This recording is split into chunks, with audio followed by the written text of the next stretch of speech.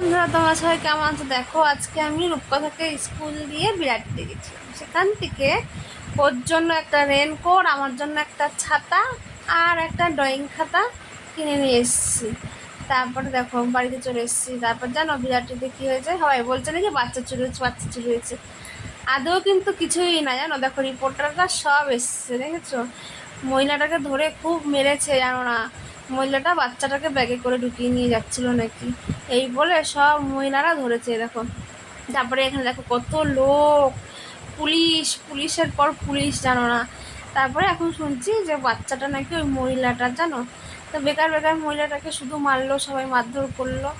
তারপর এখন তদন্ত চলছে। তারপরে এই দেখো আমাদের বাড়ির সামনের বাড়িটা কত লেবু হয়েছিল, সব বাতাবি লেবু গাছ কেটে দিয়েছে, জানো। দেখো কথা, পাশের বাড়ির দুটো বাচ্চা মিলে ওরা খেলা করছে। দেখো দেখো কথা, দেখো কীভাবে খেলছে।